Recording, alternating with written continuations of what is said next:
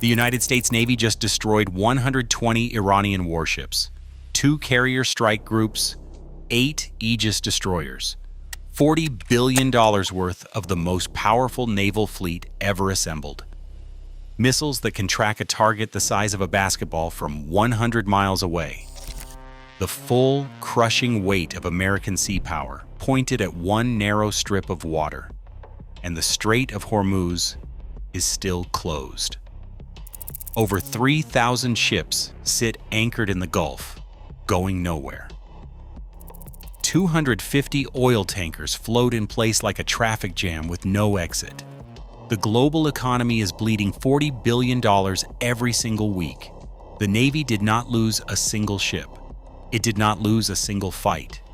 It destroyed every major Iranian submarine, every corvette, every drone carrier Iran had spent decades building. And the strait stays shut anyway. So here's the question nobody expected to be asking in the spring of 2026. Why did the most powerful Navy on Earth have to pick up the phone and call the Air Force? Not for a stealth bomber, not for an F-35, not for any fifth-generation billion-dollar wonder weapon. They called for a 50-year-old airplane, designed in the 1970s, built to kill Soviet tanks rolling across the fields of Europe.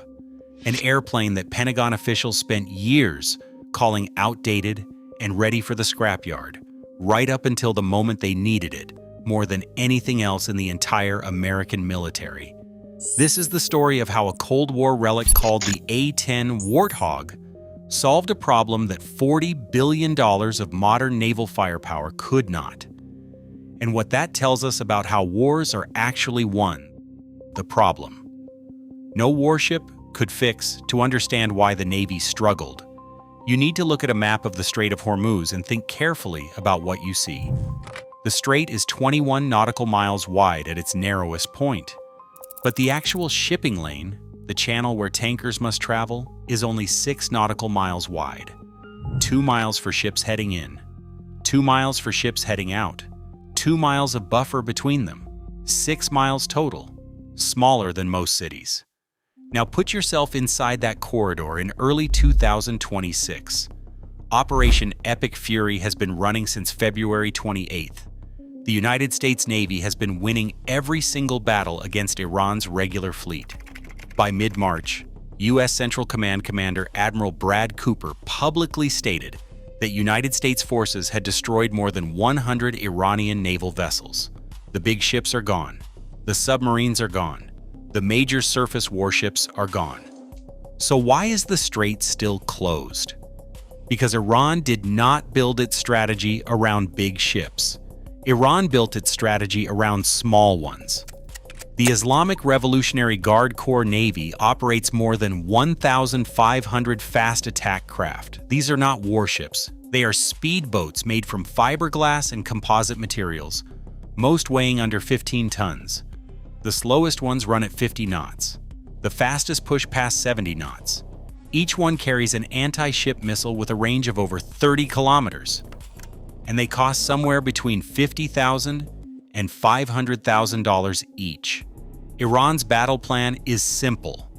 Send 30 to 50 boats at once from every direction. Attack simultaneously. Fill every radar screen with targets at the same time. Force the American destroyers to choose which boats to shoot, knowing that every missile fired costs more than every boat being aimed at. That last part is the trap. The Navy's primary surface missile, the SM-6, costs $5.3 million per shot. Firing it at a $50,000 speedboat is a 100-to-1 cost ratio in Iran's favor. The Harpoon anti-ship missile costs around $1.5 million and was designed to sink cruisers, not chase fiberglass skiffs doing 70 knots between container ships. The Phalanx close-in cannon empties its magazine in 20 seconds and then takes 4 minutes to reload.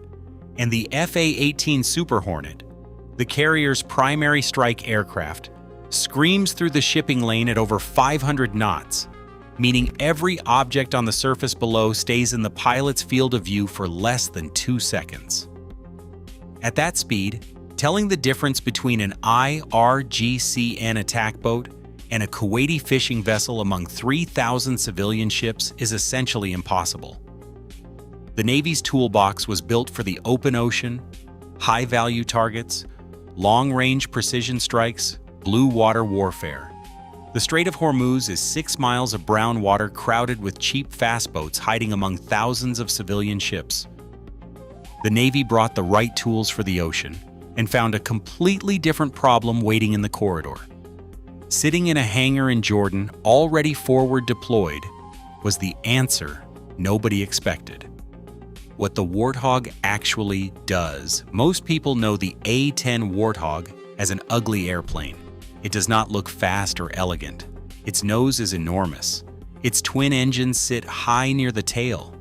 Its wings are straight instead of swept back like every modern jet. It looks the way it does because an engineer designed the gun first and then built an airplane around it.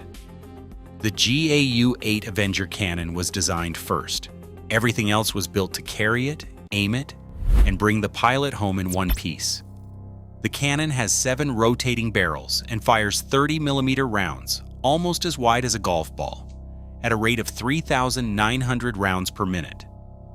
65 rounds every single second.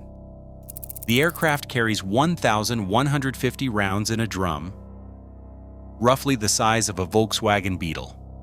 A typical 2-second burst puts about 130 rounds downrange. Each round costs around $137. So a single burst costs roughly $18,000. That is enough to sink a fiberglass speedboat worth $50,000. That is a cost ratio of 1 to 3 in America's favor, instead of 1 to 100 against it. Beyond the gun, the A-10 carries up to 16,000 pounds of weapons across 11 hard points. For medium-range targets, it fires the AGM-65 Maverick missile, infrared, guided, and precise, costing around $160,000. That is still 30 times cheaper than a single SM-6. For boats mixed with drone swarms, it carries APKWS rockets, which are standard unguided rockets fitted with a laser guidance kit that turns them into precision weapons for about $35,000 each. Precision at the price of a mid-range car. Now think about what slow speed means over a 6-mile shipping lane. When an FA-18 crosses the strait at over 500 knots, every target on the surface below stays visible for under 2 seconds. The A-10 flies its patrol loops at around 300 knots, giving 2 to 3 times more time over each target. The pilot is not reading instruments on a heads-down display. The pilot is looking out the canopy with their own eyes, flying low enough to see the rocket launchers bolted to a boat's side, confirm the military paint, and pull the trigger. In a corridor surrounded by thousands of civilian vessels, that kind of visual identification is not old-fashioned. It is the most important capability in the sky. The straight wings critics spent years pointing at as a flaw are what make the plane so efficient at low speed, generating lift cleanly, burning less fuel, and allowing a much tighter turn radius. In a 6-mile wide corridor, the A-10 can bank, reverse, and come back for another pass without ever leaving the engagement zone. A faster jet would fly miles out before it could turn around. The Warthog just circles. On internal fuel, the A-10 stays over the target for nearly 2 hours. With external tanks, that stretches to 2.5 hours, twice the loiter time of a carrier helicopter. With 10 times the weapons. And then there is the cockpit. The pilot sits inside 1,200 pounds of titanium armor, a structure the Air Force calls the bathtub, designed to absorb hits from armor-piercing cannon rounds without killing the pilot inside. No other American combat aircraft does this. The IRGCN shore positions and fast attack boats fire 12.7mm and 14.5mm heavy machine guns. An FA-18 avoids those threats by flying high, which means losing the ability to see and identify targets. The A-10 flies low, takes the hits, and keeps shooting. In Desert Storm, one A-10 came home with 378 holes in its airframe. In Baghdad in 2003, Captain Kim Campbell of the 75th Fighter Squadron, the same unit now operating over Hormuz, lost all hydraulic control and flew her aircraft home for an hour, using a mechanical backup system of cables and cranks. She landed safely. The titanium bathtub is not a museum piece in 2026. It is the reason the plane can be where the others cannot. How 3 branches cracked the swarm.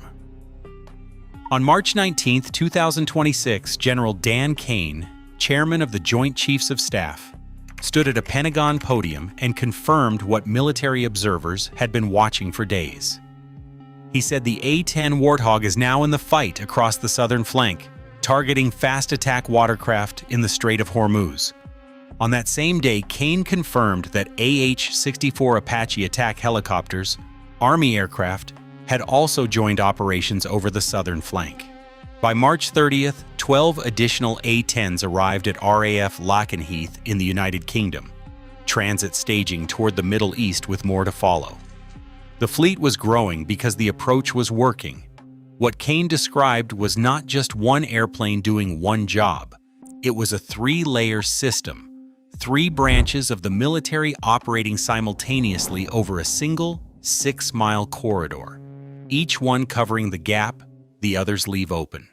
Layer 1 is the AIR Force A-10s flying racetrack patterns at around 3,000 feet. The GAU-8 cannon handles fast boats at close range for about $10,000 per engagement. The APKWS rockets handle boats and drones at short to medium range for $35,000. The Maverick handles larger targets at up to 12 nautical miles for around $160,000. The A-10 costs $19,000 per flight hour. Layer 2 is the Army's AH-64 Apaches. Operating from expeditionary sea bases, Navy ships converted into floating forward operating bases for Army aviation, a concept first tested aboard the USS Lewis B. Puller in 2020 and now deployed at scale. Army helicopters launching from Navy ships, fighting a naval battle. Each Apache carries up to 16 Hellfire missiles and a 30mm chain gun. They fly at around 200 feet below the A-10s, picking off fast boats and drones that slip through. Layer 3 is the Navy preserving its power for what only it can handle. With the A-10 and Apache absorbing the cheap fast boat problem, the Aegis destroyers no longer have to fire $5 million missiles at $50,000 speedboats. The vertical launch cells stay loaded for hypersonic ballistic missiles, supersonic cruise missiles, the Mach 3 threats that nothing else can intercept. Directed energy laser systems handle drone swarms. The littoral combat ships handle mine clearing. Before combined arms, each destroyer was draining its 96 vertical launch cells, fighting a swarm that was specifically designed to empty them. After combined arms, the math flips. The cells last 10 times longer. The Navy fights at full strength instead of running dry in the opening weeks. Iran designed its swarm doctrine specifically for a scenario where the Navy answers alone. Iranian planners studied the 2002 Millennium Challenge war game, where a retired Marine general used swarm boats to effectively sink 16 American warships in the opening hours of a simulation and forced the Pentagon to restart the exercise from scratch. Iran built an entire naval strategy around that result, with 1,500 fast attack craft against 96 launch cells, designed to drain American missiles faster than they could be replaced. What Iran did not account for was the AIR Force, arriving at 3,000 feet, with a cannon that fires 65 rounds per second. At a cost of $10,000 an engagement, the Army then arrived at 200 feet from the deck of a Navy ship. The swarm doctrine collapsed, not because the Navy got better at fighting it, but because the Navy stopped being the only one fighting it. The lesson. The Pentagon kept forgetting. The A-10 Thunderbolt II first flew in 1972. The first production aircraft was delivered in 1975. It was built for one mission: to destroy Soviet armor on the plains of Europe if the Cold War turned hot. The Cold War ended. The tanks never rolled. But the Warthog kept finding new work. In the Gulf War, A-10 aircraft flew more than 8,000 combat missions and destroyed hundreds of armored vehicles. In Iraq in 2003, it was the most requested aircraft by ground commanders. In Afghanistan, troops in contact with the enemy could hear the GAU-8 from miles away, and that sound meant help had arrived. The plane became a legend not because it was the most expensive, but because it was the most persistent, the most visible, and the most present in the ugly close-in fights where wars are actually decided. And yet every few years someone would put together a Pentagon briefing arguing the Warthog was no longer needed. Too slow for modern air defenses, they said. Too limited. The Air Force tried to retire it in 2014. Congress blocked it. The Air Force tried again. Congress kept blocking it. The National Defense Authorization Act for fiscal year 2026 required a minimum fleet of 103 aircraft through September 30th, 2026, and mandated detailed transition planning before any further reductions. The case for retirement was not entirely wrong. Against a country with advanced surface-to-air missiles that reach 60,000 feet and track fast jets, flying the A-10 at 3,000 feet would be extremely dangerous. That vulnerability is real. In a high-end peer conflict against Russia or China's most advanced air defense networks, the Warthog would need to stay away from the most defended airspace. But warfare is not one scenario. The Strait of Hormuz in 2026 is not a Russian air defense network. The threats are speedboats, heavy machine guns, and short-range rockets, exactly the environment the titanium bathtub was designed to survive. The people who wanted to retire the A-10 were planning for the highest-end fight and forgetting every other fight that happens in between. The real lesson sitting inside this story is older than the Warthog itself. Cheap things defeat expensive things when they show up in large enough numbers. Iran did not challenge the United States Navy with aircraft carriers. It challenged the Navy with speedboats, because the economics of speedboats forced a strategy that the Navy's cost structure could not answer. The SM-6 is the best weapon in the world for intercepting a hypersonic missile. There is nothing else that does that job. But when the mission is killing a $50,000 fiberglass boat, the SM-6 is the wrong answer. Not because it would fail, but because you will run out of missiles before Iran runs out of boats. The A-10 found the answer the budget logic kept skipping over: a gun that costs $10,000 per engagement on an aircraft armored to absorb the counterfire. It did not just change the outcome over the strait. It changed the entire economic equation the IRGCN had been counting on. The Warthog will still retire. The transition plan from 2027 to 2029 remains open. The question now being asked inside the Pentagon and on Capitol Hill is what fills the gap. Loitering drones, adapted unmanned systems, a new purpose-built close air support platform. All of these are on the table. Loitering and adapted systems are being considered, but none of them yet combine the persistence, the cheap engagement cost, the human visual identification, and the battle damage tolerance that make the A-10 so perfectly matched to the specific problem of a contested narrow strait filled with civilian shipping and cheap fast boats. What the Strait of Hormuz proved is not that old is better than new. It proved that the match between tool and problem is everything. The Navy was not wrong to build what it built. The Carrier Strike Group is the most powerful instrument of sea power ever created for the missions it was designed to fight. But those missions are not the only missions, and the 6-mile corridor between Iran and Arabia turned out to be a problem that needed something entirely different. An ugly, slow, 50-year-old airplane with a gun the size of a Volkswagen Beetle and a cockpit wrapped in titanium, an airplane that the Air Force spent over a decade trying to retire. An airplane that just kept finding new problems to solve every time someone tried to write its retirement speech. The right tool wins. Not the most expensive one, not the newest one, the right one.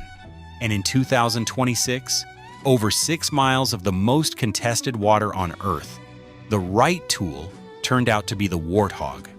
The Air Force spent 15 years trying to throw this plane away. Congress kept saying no. And right now, in 2026, that 50-year-old airplane is the reason oil is moving again through the most important waterway on Earth. So here is what we want to know. If the Warthog retires in 2027 and a crisis hits the next day, what does America send? Drop your answer in the comments. We read every single one. If this changed how you see modern warfare, hit like and subscribe. The video on your screen right now goes even deeper into the weapons and strategies shaping the next war. Tap it. You will not regret it.